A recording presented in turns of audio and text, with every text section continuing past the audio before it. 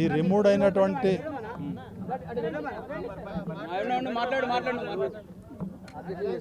ఇప్పుడు టోటల్గా ఈ తెలంగాణ ఆర్టీసీలో ఒక 1 ఇయర్ నుంచి రిమూవ్ అయినటువంటి ఎంప్లాయీస్ను రీఇన్స్టేట్మెంట్ చేయాలని చెప్పి ఉద్దేశంతో మేము గత 1 ఇయర్ నుంచి ప్రజావాణి సెక్రటరీ చుట్టూ తిరిగితే ఈ గవర్నమెంట్ ఒకటి 3 మెన్ కమిటీ వేసి 3 మెన్ కమిటీతోనే ఉన్నా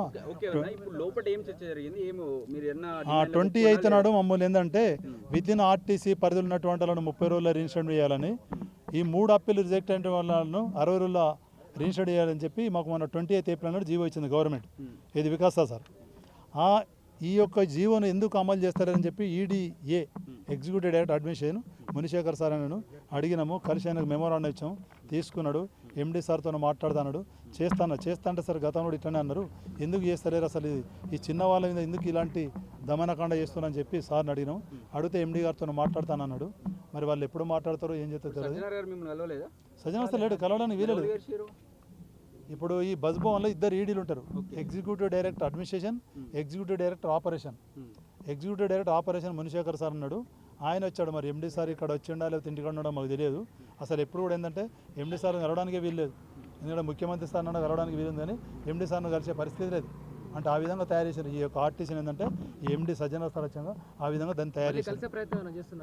ఇక్కడ మళ్ళీ ప్రయత్నం అంటే ఇప్పుడు మాకు ఇక్కడ ఏంటంటే ఇలా సీఎం గారిది కూడా మేము ఒకటి రిప్రజెంటేషన్ తయారు చేశాము. సీఎం గారికి ఒకటి, తర్వాత ఇప్పుడు మన కన్సర్న్ రవాణా శాఖ మంత్రి ఒకటి, తర్వాత మన ప్రజావాణి చైర్మన్ చిన్నారెడ్డి సార్కు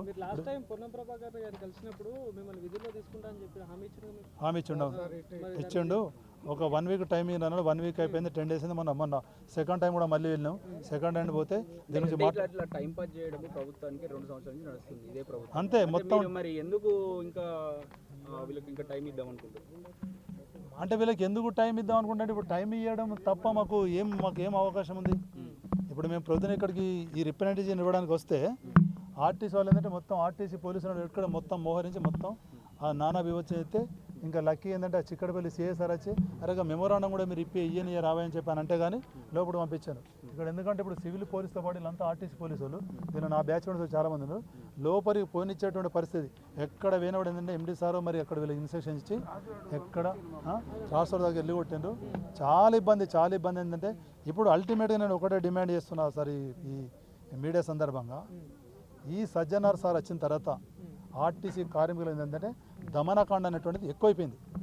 నాట్ ఓన్లీ కార్మికులు, ఈ ఆర్టీసీ ఏంటంటే 3 కేటగిరీలు ఉంటాయి. కార్మికులు ఉంటారు, సూపర్వైజర్ ఉంటారు, ఆఫీసర్లు ఉంటారు. డిపో మేనేజర్ నుంచి ఈడీ దాకా ఏంటంటే వాళ్ళు ఆఫీసర్సు, తర్వాత ఈ కండక్టర్ నుంచి TA3 వరకు వాళ్ళు కార్మికులు, ఈ TA3 TA2 ఏంటంటే వీళ్ళంతా సూపర్. ప్రతి వింగ్ మీద ఏంటంటే ఏది కూడా ఏంటంటే ఎగ్జాంపుల్ ఇప్పుడు ఇతను సస్పెండ్ అయితే డిపో మీద సస్పెండ్ చేసి రిమూవ్ చేస్తే ఇతన్ని రీఇన్స్టేట్మెంట్ చేసేటువంటి పవర్ డిప్యూటీ ఆర్ఎం గారికి ఉంటుంది. డిప్యూటీ ఆర్ఎం గారికి తర్వాత ఆర్ఎం గారికి ఈడీ ఆయన ఏం చేశాడంటే సజ్జన సార్, ఈ డిప్యూటీ ఆర్ఎం నువ్వు తర్వాత ఈడీని ఎవ్వరికి కూడా ఏంటంటే మీరు రిజిస్టర్డ్ అప్పీలా కన్సిడర్ చేయొద్దు. ఎందుకు చేయదంటే ఈ మ్యాన్ పవర్ అనేటువంటి తక్కువ చేయాలి. ఆర్టీసీ సిబ్బంది ఏంటంటే మొత్తం తక్కువ చేసి గతంలో కొంతమంది తీసుకున్నారు, మళ్ళీ ఇప్పుడు 10,000 మంది తీసుకోవాలని ఆలోచన ఉంది కదా, హామీ కూడా ఇవ్వడం జరిగింది. ఎందుకు నిర్లక్ష్యం చేస్తున్నారు కావచ్చు? ఏమనుకుంటున్నామంటే ఇప్పుడు మేము ఇప్పుడు రిమూవ్ అయినటువంటి శాస్త్రం రిమూవ్ అయినటువంటి ఎంప్లాయీస్ ఏంటంటే దాదాపు 1,000-1,100 మంది ఉన్నారు.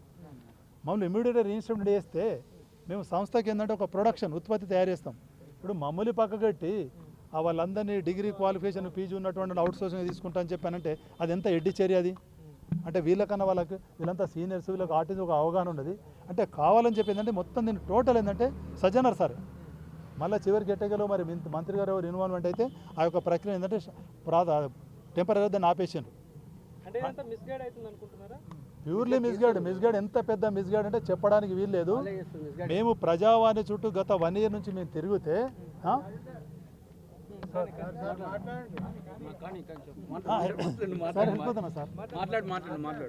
అయితే ఇప్పుడు మేము గత 1 ఇయర్ నుంచి ప్రజావాణి చుట్టూ తిరిగితే ప్రజావాణి దగ్గర మొత్తం దీన్ని ఏంటంటే తిరిగి దీనికి ఒకటి 3 మెన్ కమిటీ అని వేశారు. ఆ 3 మెన్ కమిటీలో సంజయ్ కుమార్ సార్ ఏమో చైర్మన్, ఆ నోడల్ ఆఫీసర్ ఏది మన ప్రజావాణి నోడల్ ఆఫీసర్ దివ్య మేడం గారు member, and one of the member ఏంటంటే మన ఎండీ సార్. వీళ్ళిద్దరు ఏమైపోయానంటే ఈ 3 మెన్ కమిటీ వేసినా కూడా ఎండీ సారును తర్వాత దివ్య మేడం గారు ఒకటైపోయి వీళ్ళకి ఇవ్వద్దు అనే ఉద్దేశంతో దాన్ని ఏంటంటే అది ఎప్పుడు 12 నెలల 11 తారీఖు వేశారు. దాన్ని పెండింగ్ పెడితే ఇప్పుడు బదిలైపోయినటువంటి ఎవరైతే ఉన్నారో సంజయ్ కుమార్ సార్ అరే వీళ్ళు బాగా నష్టం జరుగుతుందని చెప్పి ఆయన మళ్ళీ దీనిలో ఒకటి సబ్ కమిటీ వేయించాడు. సబ్ కమిటీ వేస్తే సబ్ కమిటీలంతా మొత్తం ఎక్సైజ్ చేసి వీళ్ళు బాగా నష్టం జరిగిందని చెప్పి ఆ రిపోర్ట్ ఏంటంటే సంజయ్ కుమార్ సారు ఈ వికాస్ సార్ దగ్గర పెట్టాడు. ఆ వికాస్ సార్ ఏంటంటే వీళ్ళకి ఇంత పనిష్మెంట్ ఇప్పటికీ ఎక్కువైపోయింది, ఈ పనిష్మెంట్ ఆపునని చెప్పి ఆ వికాస్ సార్ ఏంటంటే ఒకటి జీవో పాస్ చేశాను. ఆ జీవోను కూడా ఏం చేశానంటే ఆ జీవో డైరెక్ట్ ఎవరికి ఉంది, ఆ జీవో కాపీ ఒకటి వీళ్ళకి ఇద్దరు. ఆ జీవో కాపీ డైరెక్ట్ ఏంటంటే ఎండి సార్కి ఇచ్చినా కూడా దాన్ని మొత్తం ఏంటంటే ఎండి సార్ కింద వేసుకుని కూర్చుండి ఒక్క మనిషి కూడా రిజిస్టర్మెంట్ చేయడం లేదు. ఎంత గోస పెడుతున్నట్టు అసలు చెప్పడానికి వీల్లేదు.